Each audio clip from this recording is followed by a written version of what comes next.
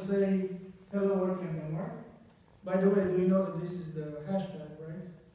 Did you tweet? WPDK. WPDK? Yeah, WordPress Denmark. So, yeah, that's a good start. yeah, you are forgiven. They used that hashtag last year. They used it last year. Yeah, we that's used it last year. Okay. So who am I? I'm a husband. I have 2 kids. Our son is Luca, he's 12. Our daughter is Hannah, she's 9. They look good here and very, not bad kids, but they aren't really. You have to take care of them really closely. I started working when I was 14, and I was selling candles. I had some friends in the States. Their family was there, living there, so they were sending all these gifts back to Romania. I'm from Romania. And we just got their gifts and we sold them to girls. And we were like, I cannot give you this for free because, we purchased it from the States, but I would really give you this gift for free, but I need it for money. So this is always, I started making money. I love real photography. I own this camera, but because I'm really lazy, I take a lot of iPhone photos. And this is some of my Instagram pictures. I love doing that. I used to live in those countries, in Romania, Germany, Italy, USA, Austria, and then back to Transylvania. Anybody ever been or heard of Transylvania? Yeah, given the number of people here, the percentage is really high. A historical region of Romania, and I live in this city, which is named Cluj-Napoca. It's right in the center, and you know Sibiu, right? It's a little bit down south. 18 plus years of internet, media, online marketing, and social media. That's why the social and the media are so big in the picture. Last 7 or 8 years, I'm mainly doing social media.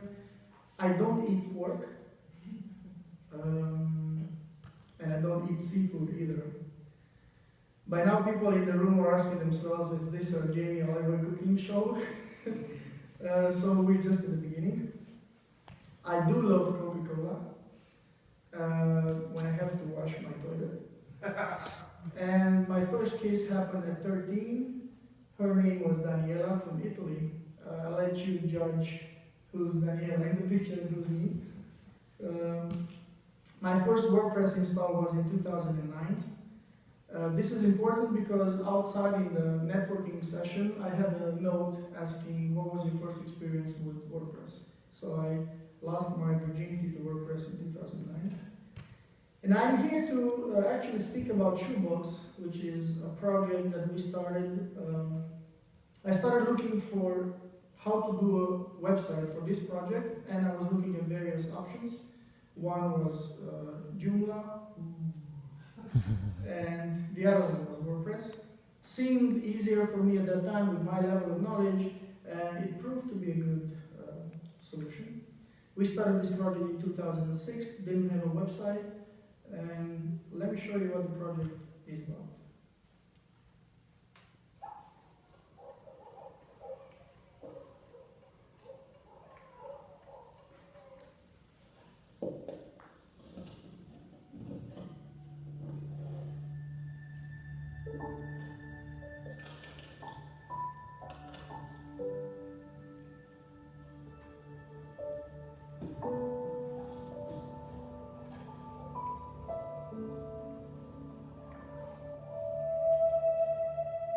So Shoebox, the gift from the Shoebox, make a child happy each Christmas. What we do at Shoebox is, in 2006, our son, I showed you his picture, Luca, was 3.5, 4 years old, and my wife and I said, let's teach him how to share. Let's teach him that whatever he has in toys, clothes, sweets, anything like that, many other children don't. Many other families cannot afford to buy for them.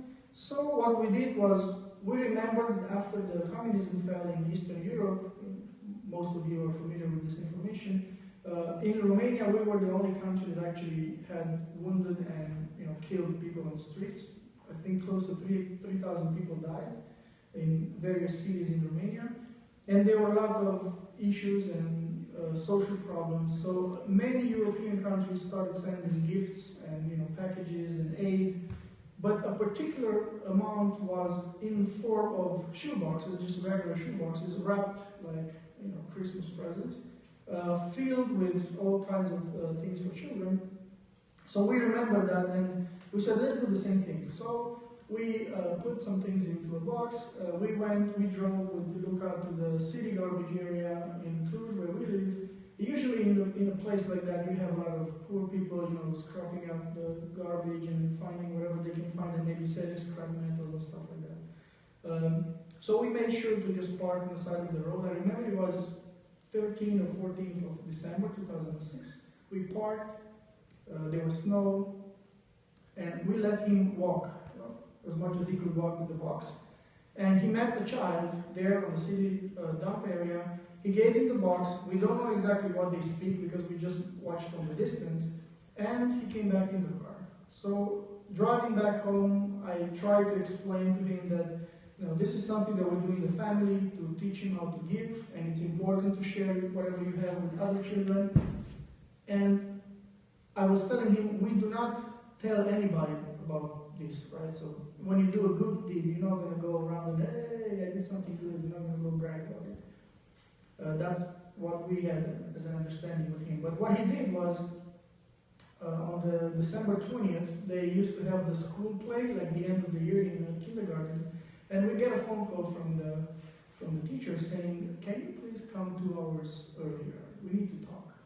So, as a parent, when your teacher calls in saying, we need to discuss something about your child, it's not really an easy situation, so I'm calling my wife at work and just asking, do you know anything about Luca? Did you talk to him anything about these days? Anything particularly happening in school, in kindergarten? No, what? I said, I don't know, she's calling us for a meeting 2 hours before the actual school play starts. So we go, and as we walk down the hallway into the building, we hear this, people talking. I was like, oh my God, it's for us, something is really wrong now. So we enter the room, and to my surprise, we see all the parents of the children from his kindergarten group gathered there, and the first thing they said to us was, we want to join your organization. What? My organization? We don't have an organization. I'm looking to my wife, I said, did you talk to anybody? We discussed this, we're going to keep it in the family. Yeah, okay. So we turned to our son, and we asked him, Luca, did you talk to anybody? What do you mean? I said, well, what do you mean what I mean? I told you that we're not supposed to talk to anybody about what we did. We do a thing in secret, and it should be kept in secret. And then it's something that, the thing that happens is how children perceive the information we give them. What he said was, you always taught me not to speak to strangers. I did not speak to strangers. I spoke to my colleagues. So he spoke to everybody about what he did. And he described things like he could see that child did not have any underwear, or he was barefoot, that his fingers were big, and dirt under the fingers, under the fingernails. So details that me as an adult, maybe I wouldn't see. So he spoke to them, he told them. So the parents were like, we need to do this, we want to join, everybody was like excited. And I was like, okay, this year it's impossible to do anything, like Christmas will be next week, so we can't like gather anything. Hoping that they would like just go back. I said, okay, you know what, next year, we're gonna do it, like we reorganize everything and we're gonna share boxes with children, hoping that they will forget. But by August next year, phones started calling, saying, hey, you said something, don't forget now, don't go back. So we did it again in 2007, and it's funny now when I'm thinking, we didn't have Facebook, there was no website, there was no Skype, there was no WhatsApp back then. We had Yahoo Messenger. And if you remember, Yahoo Messenger at one point in time, they allowed you to have a status, and by, I don't know how many years after, to also add a URL, remember? And I was like, okay, what URL should I put there? Because there's no URL to go to, right? So in 2007, One box 2006, 2007, 520 boxes just in our city, just from our friends and the parents of Luca's colleagues and some other people that have heard about it, and just on Yahoo Messenger networking, if you can call it that. Now in 2014, last year in December, we gathered 100,000 boxes, and today we are in 17 countries, 98 cities, and 219 collection centers. And all these are run by Romanians. So there's no international organization sending gifts to Romania or nothing like, strangers from I don't know what country supporting Romanians. This is all done by Romanians. And it's just something that is like floors me. So every time I'm thinking that something that my son did not listen, right, but something that I told him not to do, he did, and that's why all this started. It will never start otherwise. So you know the old story, right? The boy meets shared server, boy has small budget likes hostgear.com, cPanel has Softaculous installed, right? Let me know if I'm talking Chinese, I hope I'm not. CMS section has WordPress, so online in 5 minutes, remember? That's the host, we use the cPanel, Softaculous, install, online in 5 minutes. This is how the website looked like in 2009, sorry. This is the first install I did. I don't remember why exactly we did not have pictures, but this is a very good snapshot from Web Archive. And when I did the snapshot last night, I was like, how, first I thought this is the error from Web Archive, but actually this is how the site looked like. I somehow misplaced the images back then. Never mind. So basic WordPress install, just a free theme. Does anybody know the website vladstudio.com? Heard of it? You heard of it, the Russian guy. So I went on his website and I asked him to give me a Christmas WordPress theme that didn't look, well, as ugly as the free ones looked on WordPress.org. This is the version from 2009, 2014, so we kept updating, just changed themes, added users. As I was learning about WordPress, because I was non-tech when I started it, so I tried to help others, free and paid small jobs, etc., to install WordPress. But then there's a moment in the evolution of any website and WordPress websites when you get this. So December 12, 2014, 4 a.m., this is how our website looked like. Defaced, blacklisted, suspended by the host after 2 hours. Anybody been there? Again, judging by the number of people in the room, majority have experienced this. So I started doing like anybody I think would do, right? Look at the logins, look at the files, what else is added. Back then I didn't know what CDN means, so I had no code review to go to see what was changed. So what do? I knew that the website was hacked, trying to fix it myself would not, do anything. And after I did it like 4 or 5 times, as in did it meaning deleting the htaccess file and some other files that I thought were new, after a refresh it looked like this, even worse. So this is when I went online and I was searching and I found the website security.net, which is the website of the company that I now work for. And what was the biggest surprise for me was that at 4 a.m. Romanian time, they had somebody in live chat, right?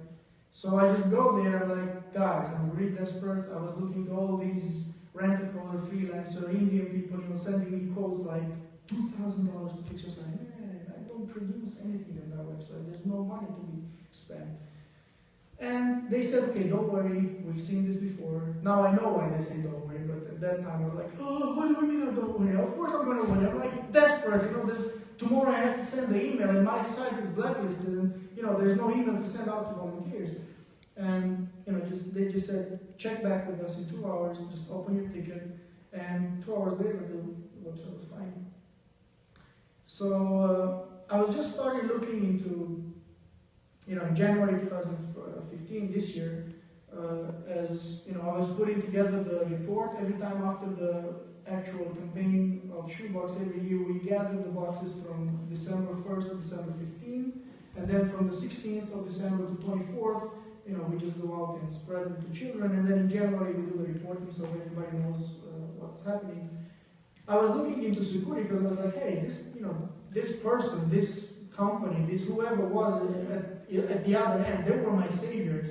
So I was just checking the website and I see, you know, a position for a social media marketing person. I was like, I have to apply. I mean, these are the kinds of people that I want to be with. Like, they save people at 4 a.m. in the morning, so I want to be there. So what I did was, I applied for the job, and you know, 3 interviews later, this happens. Meaning, I get the shirt, right? So, well, this is not the same shirt as the one in the picture. We do have multiple ones, and we do Russian regularly. But it's just that I felt that it was easy for me to leave the corporate job I was doing for 9 years, and you know, 9 to 5, never being home with the kids, to actually join a company that helps millions of people around the world clean the websites, keep them safe, no matter what the platform is, you know, just accidentally or not. This is WordPress right now, and it's just a thing that, you know, I can work from like 3 p.m. to midnight or as much as I want, and then still have time in the morning to go with the 2 kids that I've shown you, to, you know, take them to school, get them out of school, do other meetings or any kind of management, and especially now when it's November, December, it's a lot of shoebox, you know, activities going on. And of course, going to events. I don't know if any of the pictures is from here, but it's like Drupal, it's WordCamp Netherlands, is some of the food that I like, some of the planes that I board, people we meet, you know, brand evangelists going all over the place. And I do other stuff as well that I didn't have time to do before, which is spend time with my children. This is the most important thing for me right now. I don't know how many of you have kids, but if you do, please want to, okay. So you know that the amount of money you bring into the house or into the home is usually in direct correspondence to the amount of time you're not in the house. So it's not enough to say, you know, hey, I bring so much money at home, so you have to respect me more, you have to look up to me. They will not. They will respect you and they will love you if you're there, if you're actually present. So bringing money to, it's good, right? We cannot live in this world without money, right? At least not now. I don't know what Steve Jobs was planning for this or not, like lack of money. I just like to take photos like I told you. And well, the company grew, so this is the security in numbers. This is a slide from our CEO, Tony Perez, his presentation. I think we're a little bit over those numbers now, so we're close to 70 people and we're over 25 countries. But this is pretty much what we do on a day-to-day basis. So 500 websites a day are getting hacked and cleaned by us, but last week was almost 1,000 websites, so it was like a double. You know, if you follow the blogs, you see like all those issues coming and going, and eventually at the other end of the ticket, there's a person, you know, doing stuff. Many times we're thinking, if you work in any kind of customer support position or you helped any customer in the past, and most of you maybe did, many of those issues for me as a customer agent or whatever support person is just a ticket, right? You see a ticket, you see his logins, credentials, you just check the website and you clean it and or whatever, you fix it, you develop the site, you do a web design. But for that person, you are the only savior, you know, possible to be helping him right then. There's no like 5 tickets to 5 different companies that is opening, hoping that one of them will hop on and, you know, fix the issue. He's just opening a ticket and he wants help. And that's how I got help, you know, in 2014. That's why it convinced me, like, this is the company to go to. Or this type of company, it doesn't have to be necessarily security. And, of course, we are currently hiring, so if anybody of you is interested, if you have wives, fathers, sisters, mothers, interested in helping, there's a lot of positions available on the website. And to actually get to the title of the presentation, because people are wondering, WordPress for Charities.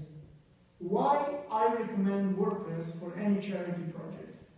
It's looking back at these 9, almost 10 years of doing this with Shoebox. Number one is you have to understand the amount of research, like how much you have to research and see if a particular solution is or not suitable for your site, or for your needs, or for your customers' needs, or for the charity needs. So usually when you do, I don't know, when you're looking into possible options for your website, somebody else already did this research. So it's just like, oh, why, just go on Google and say WordPress for charities, you will see why, first of all, everybody's looking into the price, like, oh, it's free. But not necessarily. And then, of course, you can start really low, like this, right? So just have a WordPress.com website. And then when you start to grow, you can spare a beer or two and install WordPress.org and have your own account hosting. I don't know how much a beer is in Denmark, but usually in Romania it cannot go over $5. So if you're thinking of hosting for $1 a month, you should be spending at least that to have your own domain hosted. And have a solution ready to go. Maybe have a free responsive theme, maybe have Akismet maybe for your spam, and the security solution, which I will not recommend here. Which one, but you do the math. And of course you get charity discounts, right? So every sort of vendor, theme, plugin, anything like that, they're always going to have some sort of coupons, vouchers, discounts. If you're a charity or an institution that does something around Christmas, of course you're going to be online from December 1, stocking out, see who's giving offers, and get something. The same with hosting companies. They're always like, are you a charity? Are you an organization doing anything like that? We're going to give you 1 year free or something. And let's not forget the specific needs of charities almost all the time trigger like plugins development. And for example, right now I'm looking for a map for some solution or a plugin to do a map on Shoebox on the website of all the locations we have. Because right now, if you go on shoebox.ro, you will see just a text list of all the continents, countries, and locations. And I'm having a lot of work to manually update that. So if anybody has suggestions for me, okay, great, let's talk at the end. Never sell a free gift. Why? Because the cost of that and the value is always, so the more it costs, the bigger the value, people say, but it's not really like that. Because we tend to appraise our work many times very low. So we say, I'm going to do a website for you, right, as a developer, and then he's going to say, what's the price? We tend to underevaluate our work. Many times we sell ourselves very, very cheaply, unfortunately. And customers expect big value, right? They want a huge value, but to cost really, really low, which is not really a real world. If someone helps you in your time of need, pay it forward, always. If somebody's there and just reaches out a hand and gives you something, do the same when you're in a position to help, do the same. Remember that moment, remember the satisfaction you had, remember the feeling of actually somebody giving it, and do the same. Okay? If you know code and they don't charge for your gift. If maybe they can help you in some other way. Or if you know design and they don't, just propose a barter, do an exchange. I can give you something. I can give you hosting. You do my design. Open our eyes is very important. Open our ears. Listen to the community. See the needs. I don't know. Maybe you have sad people around you. Maybe you work with people that don't speak that much. Maybe you never see them smiling. Do we ever ask the one next to us, like, what's going on with you? What's your life at home? I don't know how much people talk in Denmark about family life at work, but I think it's important when you come to work and you see a colleague not being really, cool, just go and ask him, just approach him. It's not such an, end of the world to just say, are you okay? It's everything okay? Let's go out for coffee. Let's go for a juice. Just let's connect more than just, hi, how are you? And you're about to say like this, how are you? He just moves away. You're about to say, how are you? You're about to, give something from yourself, like, I'm not really good, and I'm just trying to explain, but he's already like 10 meters away from you. Let's not do We are a huge community. We have a global impact. And, well, as you've heard in the other presentations, I'm sure you've read the statistics, we're probably the largest, I mean, WordPress is probably the largest community in the world around the CMS of any type.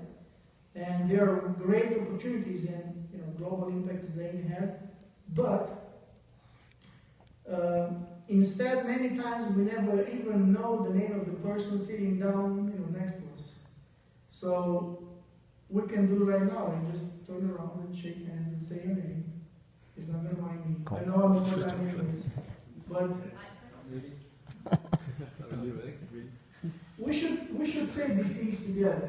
Let's just say together. We are WordPress. We are WordPress. This is not going to fly.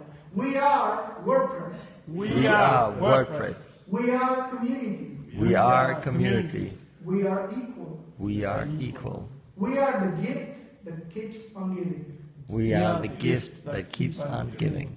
Yes. We should remember these things. We are a community. We're not just a bunch of guys that hate Drupal and hate Joomla and hate everything else except WordPress, and we put it like on a pedestal like that. We are a community. We are real people. We are real individuals. We have real issues. And it's not just in the beauty of our code that we should measure ourselves. It's not just in the extraordinary amounts of the colors we use in the designs or anything like that. We should compare each other just by the amount of time we can invest to help the other one. Just reach out a hand, say your name, and say, what can I do for you? If you have, ask him, do you have a question for me? And actually wait for him to address the question before you actually sell something. We receive a lot of gifts. As a community, we receive we received WordPress as a gift, right? Did anybody pay for the WordPress code? No. But we charge people for the WordPress code, right? Down the line. And it's proper to do that. It's a business and it's okay. But if you're in a position to actually help somebody that cannot afford to pay, do it. I think that the payback is so much bigger than that whatever lost business that we can think of. And of course, if there are any questions from the huge crowd here, I don't know how we time. I see 36 minutes. It's perfectly timed. It's perfect time. So if there's any kind of questions not related to WordPress, which I'm not really I'm just kidding. Okay. I have a question for you. I'm holding a camera, that's why I'm not standing up, sorry. So starting, I think it sounds almost fairy tale-like when you tell the story about your kid doing this thing that you told him not to do. But from there and to actually have this organization, I mean, it must have taken huge amounts of time and coordinating, Yeah. I usually say that what I do is Google spreadsheet. That's where it is. So I'm trying not. So we are not an organization, first of all. So we're never going to be an organization. I don't really have good experience with ONGs. I think they have a tendency to start by having a very good passion and start something very good. And down the line, all these administrative costs get too high, and then the actual help or the impact they actually have is less and less valuable. So what I'm stressing in this whole Shoebox project is we're not an organization. We never accept money as gifts or donations. Never. If you want to join the project every year, you have to do your own box. You have to spend time. Maybe if you have a child, even better. It's a great educational activity for children. Just go in the shops, get water, get sweets, get toothbrush, shampoo, whatever you put in the box, with him. So he sees that. He sees what is happening. It's just the same experience our Luca had back, so many years ago. So when they come to a collection point, you see families coming with children, hand in hand, and they put the box down, and then you ask them, why did you come here? Oh, just my dad said, there are answers like that, just my dad said I need to come. Okay. But you see other children, they're like, I just wanted to see, is it really real? Are they children that have, dirt on the ground in the house instead of carpets or whatever, floors? Or there are houses where they have no electricity. So you cannot bring them, I saw somebody bringing in a Walkman, like, you know, headphones. Man, he's got no electricity in the house, so maybe like a flashlight will help. I know something to eat will help. And we tell people what not to put in the boxes, what to put, you know. Depends on the age, gender of the children. But yes, it's a lot of effort, and usually involves end of August by mid-February. All this preparing for doing it, and then reporting, sending photos. We have each of the city, in each of the country, each of the location has its own gallery on Facebook. That's how I found out that Facebook has a 2,000 pictures limit on galleries, on the albums. I never knew that. I mean, I've never loaded 2,000 photos in one album. And when we reached this limit for one location, and we had to open a new album saying blah blah blah name of location, number 2, just to put all the photos. Because each of the boxes that are being given to the kids, we are photographing the box with the lid open, so the donor, anytime he can check the album on the Facebook, he sees the box. So he knows what's in the box because he put all those things in there. So we can close the loop of verification, or making sure it's genuine, that we're not stealing the boxes and just doing something else with them. So it's not that much of an effort, but it's a lot. And the nearest collection point the nearest collection point in Denmark or from Denmark? We don't have a location in Denmark, but we are open to have one. So okay. If you want, we can talk about it, of course. We have in Spain, we have in Germany, Italy, France. I don't know anything. I think we have a discussion going on for something in Sweden, in Malmo. Mm?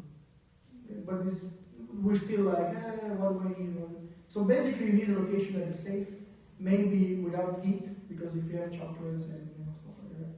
But as long as you can have a gated access, so nobody gets in and takes them away, and then just send them back to. You can even give. You don't have to send them to Romania. You can spread the boxes to children that you know are in problems right here. So this is the whole purpose is, and my suggestion is always, if you bring something to a location, make sure you spread it around that location, so it's easy for you. If you bring the box, you can always go to, oh, this orphanage is on your list for donors. I want to go there and see if you really give the box. You can check. So it could be to refugees. Verify, yes, you can verify easily. Yep. So is that what you're doing for a living? no, I work for Security as a full-time job. Okay. I do social media for Security. But Shoebox is just a side project we've been doing long before I joined Security. And you live in the Netherlands? No, I live in Cluj, in Romania. That was in the third slide. Okay.